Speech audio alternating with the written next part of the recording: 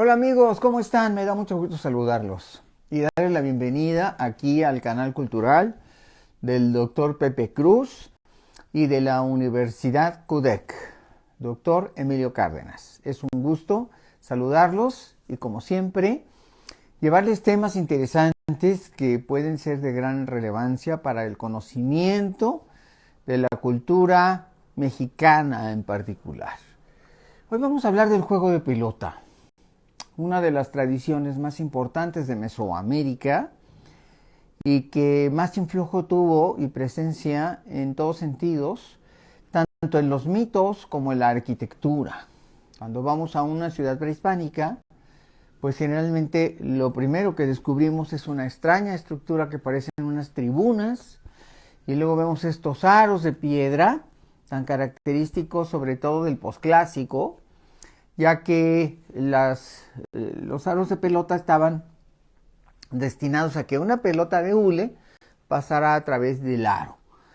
Aunque esta es una innovación tardía, que aproximadamente comenzó por el año 1000 de la era cristiana, de cualquier manera es importante decirlo, es algo muy significativo porque pues encontramos grandes aros de piedra en las canchas de los juegos de pelota, por ejemplo en Chichén Itzá, en Tula, en Tenochtitlan los había, y en Xochicalco y en muchas de las ciudades del epiclásico y el posclásico, ya que estos periodos, epiclásico y posclásico, son periodos de innovación, en donde aparecen estas piedras redondas con sus círculos, huecos, para que la pelota atraviese y de esta manera se establezca un puntaje.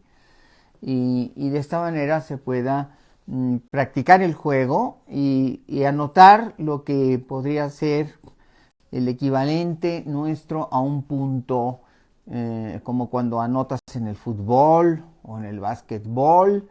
La pelota atraviesa el aro en el básquetbol y eso significa que tienes ya un puntaje. Era algo muy semejante a lo que ocurría en el mundo mesoamericano. Lo que sorprende es que estos aros aparecen muy tardíamente, repito, asociados a las fechas del año 900, 1000, es cuando ya en el epiclásico, muy tardío, y en el posclásico se generaliza en todo el mundo mesoamericano el uso de estos aros de piedra. Pero el juego es mucho más antiguo que eso. Voy a hacer varios programas de este tema, es un tema importante, muy significativo, porque lo que ustedes deben saber es que este es el juego de pelota más antiguo que se jugó en la historia de la humanidad. ¿Cuándo comenzó nuestro Ulama, que es el nombre que actualmente tiene este juego? O Ulamalishli, como se le llamó en el mundo mexica. El Ulamalishli, o juego de pelota, es muy antiguo en Mesoamérica. Estamos hablando de fechas que se pueden ir hasta el año 1600, 1700, antes de Cristo o antes de la era común. Es decir, que estamos hablando de un juego que comenzó hacia el año 1700 antes de Cristo y esto nos lleva a un periodo equivalente que es aún más antiguo que prácticamente todos los juegos de pelota que después surgieron en el mundo, ya que hubo juegos de pelota en Asia, en África y en Europa. Por ejemplo, los soldados romanos pues, jugaban con pelotas, el calcio, que es una versión muy arcaica de un juego que se utilizaban los pies para mover la pelota y era algo parecido, podría ser el abuelito del fútbol, soccer contemporáneo. Pero este juego tan antiguo de Mesoamérica, era muy diferente, porque tenía no nada más una carga para entretener o divertir, pues que seguramente era fascinante ver los partidos, era un juego social, en donde un equipo jugaba contra otro equipo, había un líder en cada equipo, y el objetivo del juego era ganar al otro equipo. Solo que los juegos, por lo que sabemos, los juegos del Ulama eran de naturaleza religiosa. No solamente hay un contexto de entretener o divertir, sino que básicamente es un ritual religioso, al menos en los orígenes más remotos, estaba ligado a la construcción misma del universo y del cosmos viviente. Es decir, que se decía que este ritual sagrado tenía efectos mágicos en el desempeño del mundo. Y cuando leemos, por ejemplo, el Popol Vuh, que es el libro sagrado de los mayas, ahí aparece el juego de pelota, en donde Xbalanque, uno de los dos gemelos sagrados, pues reta a los señores del inframundo a jugar el juego de pelota.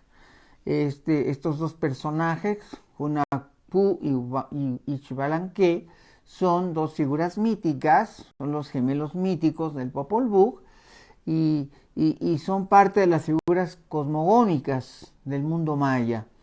Esto significa que el ritual del juego de pelota tenía un origen cosmogónico, es decir, el juego de pelota decidía cosas muy importantes en la vida de las sociedades mesoamericanas, de las sociedades mayas, olmecas, mixtecas, zapotecas, toltecas, huastecas, totonacas, las sociedades como los aztecas, los toltecas y los mexicas, pues son importantes los juegos de pelota porque tienen un significado ritual y místico y pueden decidir cosas muy importantes de la vida social y de la vida nacional y de la vida de los individuos. Por lo tanto, tiene una connotación que es religiosa, que tiene una carga de simbolismos religiosos importantísimos. Parece ser que los juegos de pelota podían hacerse en lugar de las guerras, cuando una nación peleaba contra otra nación y estaba en disputa una situación que podía ser de aguas, de tierras, de prestigio.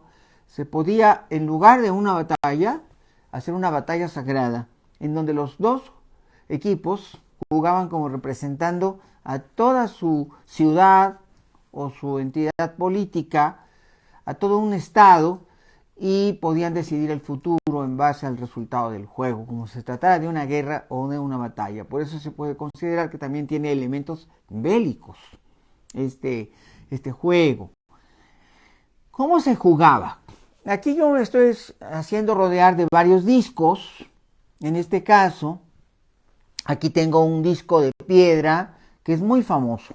Se trata de un disco encontrado en la ciudad maya de Chincultic, en los altos de Chiapas, y que es un marcador.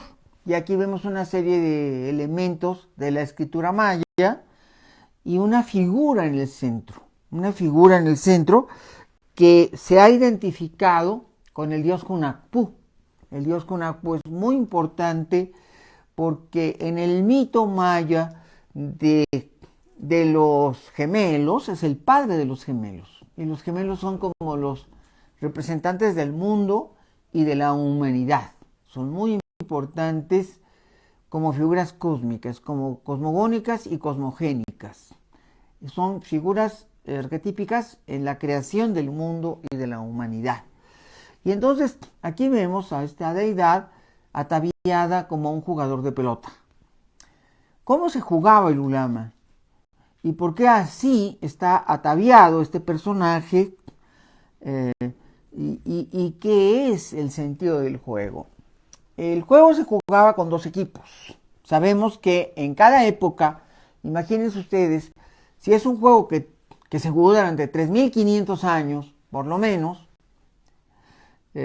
o 3.000 años, que podrían ir del 3.650 o 3.700 antes de Cristo a la época de los aztecas, que este juego se deja de jugar, después del 1521, cuando Tenochtitlan es conquistada y es arrasada y otras ciudades del mundo mesoamericano también son conquistadas y arrasadas, pues es un juego que se va a jugar más de 3.000 años, probablemente 3.500 años.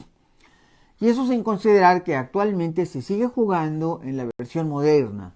hay grupos, equipos y personas que lo juegan hasta la actualidad, ya en un contexto completamente profano y cristiano, más allá de su esencia y de su origen prehispánico. Pero este juego se jugaba con la utilización no de las manos, no de los pies, pero sí se podían utilizar los hombros y las caderas. Los hombros, dicen algunos investigadores, sobre todo en el mundo mexica, en donde tenemos mucha más información porque es el juego que los españoles vieron jugar. En sus crónicas, Bernal Díaz del Castillo habla de este juego, también lo menciona Hernán Cortés, y sobre todo el padre Durán. El padre Durán, que es uno de los cronistas frailes, igual que otros cronistas frailes como Motolinía, inclusive los informantes de Sagún, el padre Motolinía y el padre Fray Diego Durán, nos hablan de lo que ellos vieron en la época en que todavía este juego se estaba jugando en su momento en el siglo XVI. Y ellos vieron que el juego se utilizaba en la versión azteca solamente el lado derecho del cuerpo, el hombro derecho, la cadera derecha, y también se podía jugar utilizando el muslo derecho, es decir, la rodilla y parte del muslo formaban parte del juego. Y obviamente la pelota era tan pesada y tan dura que si caía en el cuerpo del jugador sin que éste tuviera puesta su protección, moría. Si la pelota te pegaba en la cabeza, te morías. Si la pelota te pegaba en la cara, te morías. Si la pelota te pegaba en el pecho, se te paraba el corazón. Si la pelota te pegaba en el vientre, te rompía los intestinos por dentro. Entonces, en realidad, era un juego muy peligroso, ya que la pelota pesaba entre 4 y 6 kilos. Era con una piedra y su contextura era muy dura. Entonces, prácticamente es como si te lanzaran una enorme piedra que te podía hacer mucho daño.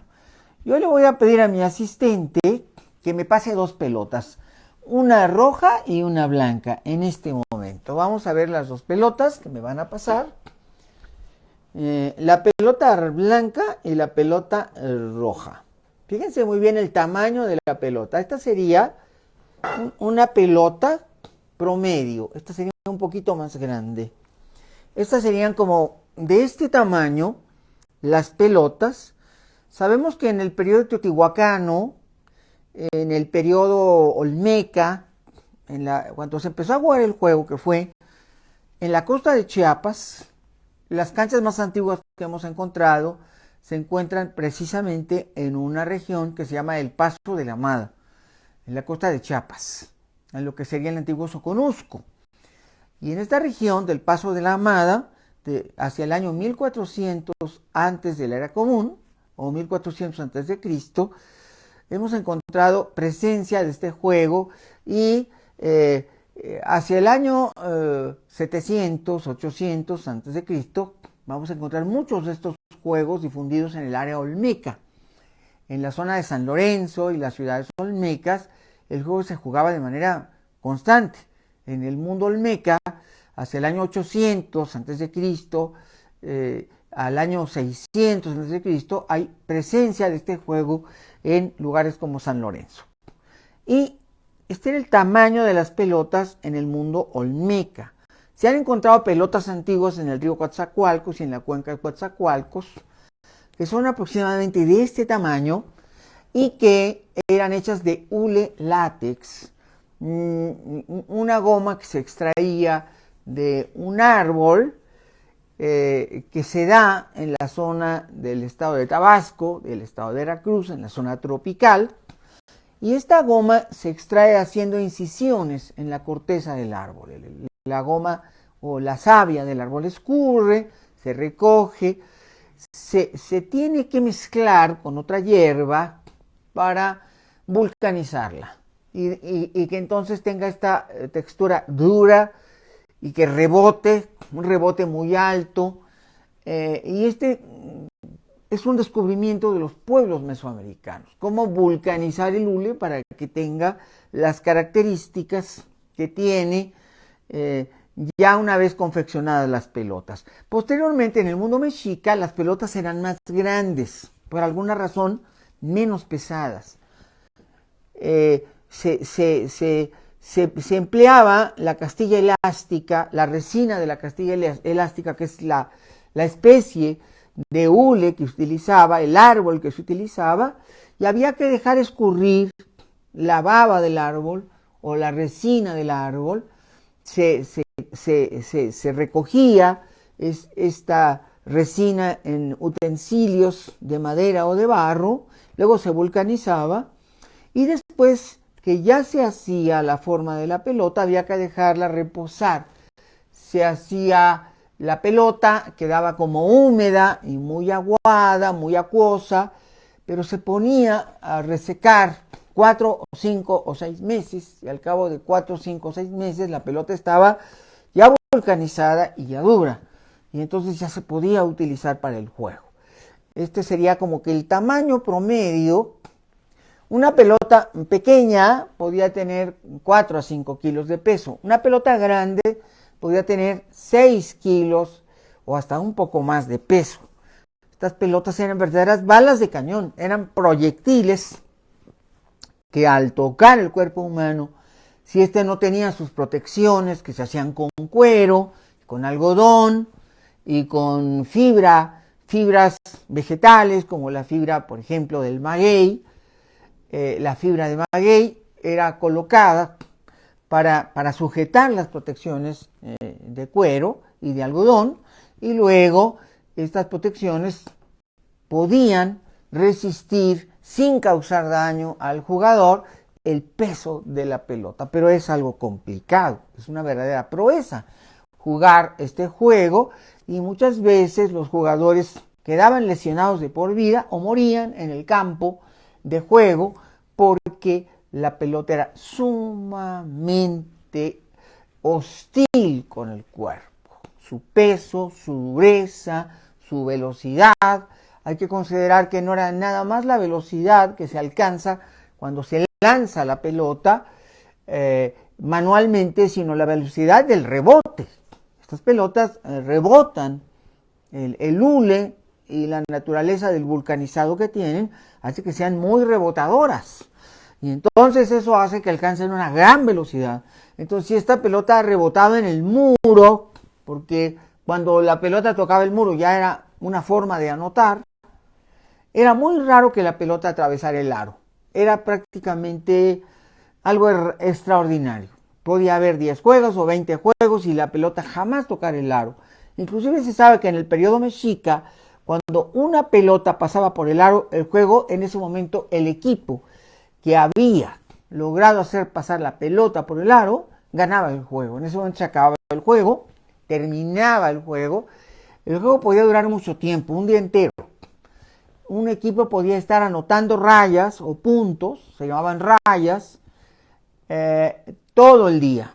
Podían descansar para comer, podían tener descansos, pero el juego generalmente era de sol a sol, del amanecer al anochecer, durante todo el día. Un juego podía durar, por lo tanto, 6, 8, 10 horas y era agotador.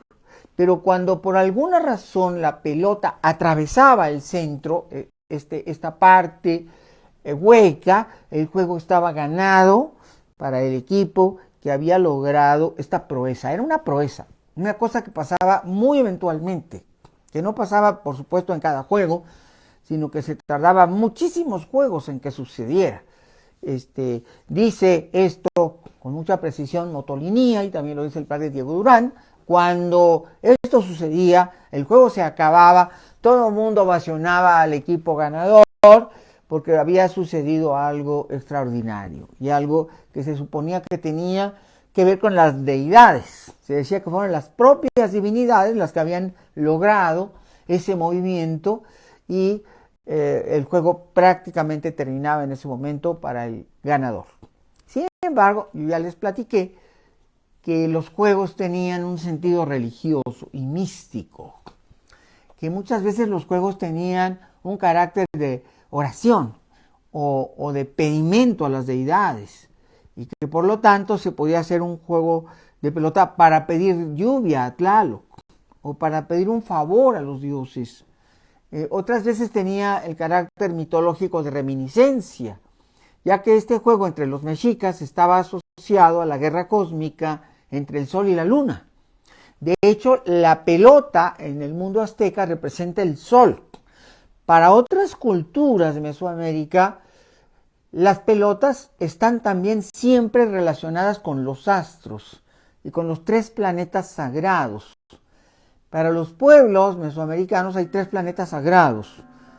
Uno es el sol, que nos nutre y nos da el calor y la vida. Muchas de las religiones de Mesoamérica son solaristas, como la mexica. Tonatiuh encarna como quinto sol, o el periodo cosmológico de la quinta edad, del quinto sol, y el mundo es creado precisamente por el sacrificio de los dioses, y es así como es creado el quinto sol. Hay toda una leyenda acerca de Nanahuatzin y Tecuchistecatl y cómo nace el quinto sol. Pero básicamente el sol es un astro y está en movimiento constante, el sol nunca se detiene. Los otros planetas sagrados son la luna, que está relacionada con Coyolxauhqui, la diosa Coyolxauhqui, que es hermana del dios Huitzilopochtli, pero que entró en una guerra cósmica de destrucción y muerte, ya que cuando nace Huitzilopochtli lo hace después de que se dice que no se conoce a su padre y que por lo tanto la madre de ambos fue acusada y perdió su prestigio de mala mujer y entonces, o de mala diosa, y entonces quiere ser sacrificada por Coyolxauhqui. Y Huitzilopochtli nace para salvar a su madre, convertido en adulto, y entonces esto tiene implicaciones en el juego. Hay juegos en donde esto es lo que representa.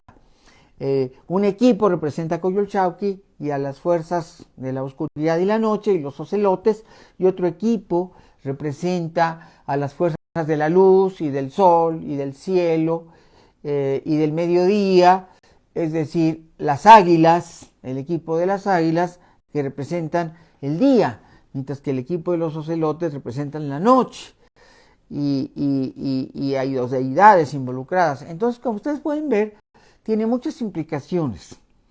Obviamente también hay una implicación de la que no voy a hablar en esta primera entrega, pero voy a hablar en el futuro, y que es la implicación de los sacrificios humanos. Sí, porque estas prácticas rituales, cuando se jugaban con este sentido ritual y cósmico, estaban ligados al sacrificio de los jugadores o de un jugador en la práctica de cada juego, que era un elegido de los dioses para el sacrificio humano. Como ustedes pueden ver, tiene muchas aristas, pero sí es importante que ustedes sepan que este juego mesoamericano de pelota es toda una tradición impresionante. Es el primer juego que la humanidad jugó con una pelota de hule, porque ya hace 3.000 años,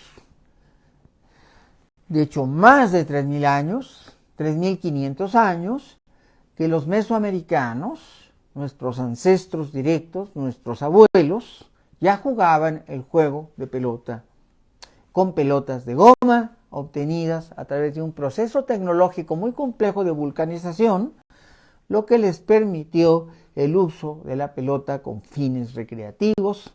Pero no olvidemos que la forma de la pelota evoca la forma del sol y la forma de la luna, que son 2 de los 3 planetas sagrados. El otro tercer planeta sagrado es Venus, que es esa estrella del alba y esa estrella del anochecer que inquietaba mucho a los pueblos mesoamericanos y que lo asociaron con las divinidades. Es importante saber todo esto y entender que en realidad esta es una tradición sagrada que tiene muchas implicaciones, las religiosas, pero puede tener las políticas, tiene las mitológicas, tiene las históricas. Es una herramienta que se usa en casos de comercio, en casos de guerra, en disputas políticas, en disputas económicas, y es algo que fascinaba a los pueblos mesoamericanos y es una de las tradiciones más importantes de Mesoamérica. En todas las ciudades precortesianas, en todas las ciudades prehispánicas, hay juegos de pelota. Son fabulosos los ejemplos, los más bellos. El de Chichén Itzá es el más grande de todas las canchas de juego de pelota. Es la más grande en dimensiones, son colosales. Y los aros de piedra están colocados a 6 metros. Yo no me imagino cómo hacían los jugadores para lograr elevar la pelota aspirando a cruzar ese aro que está a 6 metros de altura. Hay otras canchas donde los aros están bastante más abajo y bastante más fáciles de alcanzar, como las canchas de otra ciudad prehispánica del Epiclásico, que es bellísima y que es la ciudad de Xochicalco, muy cerca de Cuernavaca, en el estado de Morelos. Ahí vemos canchas muy bellas, estéticamente muy bien logradas, y aros mucho más bajos y mucho más grandes, como que los aros son más grandes y también el hueco. Y eso significa que la pelota puede cruzar más fácil porque es más pequeña con relación al aro. Pero todos los pueblos mesoamericanos y sus ciudades tenían estos recursos.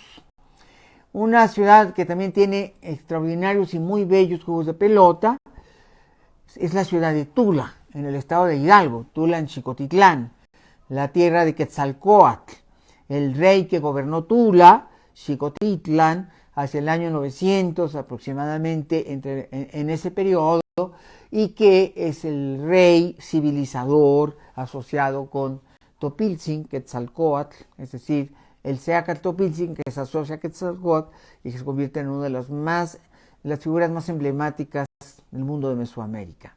Pero también me gustaría mencionarles que además de estas canchas tan conocidas y tan importantes, había una cancha en Tenochtitlan, en el centro histórico. Las excavaciones que han tenido lugar los últimos 20 años nos han mostrado el lugar exacto donde se encontraba el juego de pelota de Tenochtitlan. Era tan importante el juego de pelota que estaba colocado frente al Templo Mayor, en lo que hoy es la Catedral Metropolitana. Es, de hecho, exactamente donde está la Catedral Metropolitana. Ahí abajo de la catedral, ahí se encontró el juego de pelota. Ahí se encontraron varios edificios, pero el más importante es nada menos que el juego de pelota. Se dice que Hernán Cortés ordenó que ahí se construyera la Catedral de México precisamente para sacralizar ese espacio que para los aztecas era, y para los mexicas o aztecas mexicas era tan importante, y que era precisamente el juego de pelota. La cancha, la gran cancha en la que se presenciaron muchísimos encuentros y que están descritos y narrados en los cronistas y que vieron a Hernán Cortés y los que llegaron con él, y que estaba exactamente donde hoy está el sagrario, la catedral mexicana, exactamente entre el sagrario y la nave mayor. Ahí se encuentran los restos del juego de pelota. Hay muchos misterios y secretos que les iré develando. También sería importante saber, ¿y dónde está la ciudad en donde hay más juegos de pelota? Hay ciudades que tienen muchos juegos de pelota, como por ejemplo la ciudad del Tajín. La ciudad del Tajín tiene muchísimos juegos de pelota. De hecho, era la ciudad que más juegos de pelota tenía, hasta que excavamos, no hace más de 20 años, un proyecto maravilloso, la ciudad de Cantona, en el estado de Puebla, una de las ciudades prehispánicas más bellas, y que yo les pido que conozcan y que viajen hasta Cantona, que hagan el esfuerzo por llegar, que se organicen y hagan un tour y visiten la espléndida ciudad de Cantona, en los límites del estado de Puebla y el estado de Veracruz, muy cerca de Perote, pero todavía en territorio del estado de Puebla, porque la ciudad de Cantona es la única ciudad de toda Mesoamérica que cuenta nada menos que con 27 juegos de pelota. Aquí vemos algunos de ellos, algunos de los 27 juegos de pelota, uno de los lugares más bellos de Mesoamérica, y que es la ciudad de Cantona. Aquí en la Acrópolis de la ciudad de Cantona. Yo cuando voy a Cantona me quedo todo el día desde que abren, yo llego muy temprano, soy el último en salir y el primero en llegar, me quedo todo el día en Cantona. Y un día me quedé y apenas alcancé a ver en todo un día 11 de las 27 canchas que tiene Cantona. Es un lugar maravilloso, que ojalá lo visiten y lo disfruten, porque parece que hacen un viaje extraterrestre y que van así como que a un paisaje lunar, porque la ciudad de Cantona fue edificada dentro de un pedregal de piedra negra basáltica, y entonces hasta el puro entorno geográfico parece como algo fuera de serie, fuera de contexto. Le llaman Malpaís a las zonas, algo muy parecido a lo que tenemos donde está hecha la ciudad universitaria de la Universidad Nacional Autónoma de México. Un Malpaís es precisamente donde queda la lava a muy superficial. En el caso del Valle de México, el Xitle hizo erupción en el año 300 antes de la era común y nos dejó ese enorme espacio que hoy conocemos como el Pedregal de Carrasco o el Pedregal de San Ángel o los propios pedregales donde se localiza Ciudad Universitaria y que llegan de hecho hasta Coyoacán. Y en ese Valpaís, en esa zona está Ciudad Universitaria, y en el caso de Cantón exactamente hay un volcán que es erupción, genera una enorme cantidad de piedras, es un paisaje como lunar, una cosa fabulosa, parece que están en un contexto lunar, y es muy hermoso ver cómo emergen los edificios, y como es una ciudad que nació en el Epiclásico, donde había muchas guerras, la propia roca le va a servir a la ciudad como defensa, porque hay que subir ese pedregal para poder llegar a la ciudad. Entonces, cuando uno va subiendo a la ciudad y va subiendo por estos tantos vericuetos caminos que se hicieron para llegar a la Acrópolis de Cantona, es algo verdaderamente fascinante. No se lo vayan a perder. Ahora, ¿por qué había 27 juegos de pelota en Cantona? Sencillamente no lo sabemos. Pero quizá algún día podremos explorar ese misterio. Pero el hecho es que ninguna otra ciudad prehispánica tiene tantos juegos de pelota como la ciudad de Cantona, que es una ciudad epiclásica que florece allá por el año 1000 de nuestra era, es decir, el año 1000 de la era común, y que nos deja ese legado impresionante que todavía 1000 años después podemos contemplar y que es digna de verse. Entonces, ojalá que puedan ustedes ir a Cantona y a todos estos lugares donde hay juegos de pelota magníficos. En Teotihuacán no tenemos un juego de pelota de la manera tradicional, porque todavía este tipo de canchas en forma de I latina o de H, dicen otros, no habían sido creadas. Es una evolución posterior. En Teotihuacán el juego de pelota se jugaba con marcadores de barro en un contexto plano, y así se hizo en muchísimas ciudades prehispánicas del periodo muy antiguo. Teotihuacán corresponde al siglo I, tiene 2000 años de existir, y por lo tanto, por su época, por su cronología, pues existe antes de que haya los aros, antes de que haya las canchas, que ahora son tradicionales y que hoy conocemos, y que son muy diferentes a las que existieron en los primeros tiempos. Pero sin duda que en Teotihuacán también fue muy importante el juego de pelota, y eso lo vemos en los murales que hemos encontrado, en donde podemos ver las escenas del juego de pelota en el arte mural de los teotihuacanos. Amigos, muchas gracias por haber estado conmigo en este espacio. Esta es la primera entrega de varias sobre el tema del juego de pelota, y es un tema extraordinariamente importante. En la siguiente entrega hablaré de cómo eran y por qué eran y cómo se definían los sacrificios humanos y qué simbolizaban, qué representaban, porque los que morían en el juego de pelota eran como representantes del hombre ante las deidades, y eran como seres elegidos que habían de ofrendar su vida en torno a las propias creencias que cada una de estas sociedades y culturas tenían. Les recomiendo que no se pierdan ninguno de estos juegos de pelota. Visiten nuestros museos, el Museo Nacional de Antropología, que es esa joya que tenemos en la Ciudad de México. Si vives en provincia, haz el esfuerzo por venir a la capital y conocer el Museo Nacional de Antropología, donde vas a encontrar pues muchas de estas maravillas. Ahí junto a cuando uno va a entrar a la Sala Mexica hay un pasillo en la parte exterior en donde hay una docena de estos aros, los originales traídos de todas partes de la República Mexicana, de todas partes de Mesoamérica, y que le llamamos el pasillo de los aros, porque están los aros de los dos lados, es una cosa fascinante.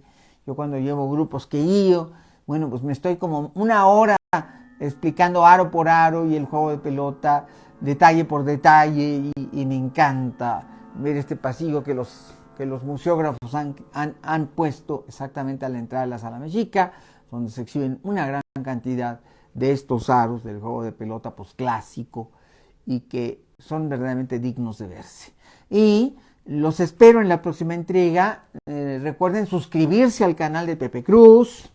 Son 3 canales diferentes: el canal de Pepe Cruz de tradicional, que ya tiene años ahí en las redes, el canal de Pepe Cruz Cudec de historia y el canal de Pepe Cruz Cudec de psicología. Los invito a inscribirse a cualquiera de mis 3 canales, de verlos, y estaremos siempre mandando nuevo material, estableciendo nuevo material y continuando con la exploración de los temas, de los grandes temas de Mesoamérica, de los grandes temas de la historia de México y de los grandes temas del mundo prehispánico. Les agradezco su presencia, su preferencia y su persistencia. Muchos saludos, todo el cariño del mundo a ustedes de mi parte. Yo me pongo y les escribo. A ratitos puedo, a ratitos no puedo, pero yo cuando puedo les escribo y platico con ustedes a través del canal. Bien sea el Facebook o bien sea el canal de YouTube, cualquiera de los 3, búsquenme en estos espacios porque aquí me van a encontrar y seguiremos tratando y tocando todos estos temas. Amigos, muchas gracias, les agradezco el haber estado conmigo y nos vemos en la próxima emisión del canal cultural y del Facebook de tu amigo el Dr. Pepe Cruz. Adiós y muchas gracias.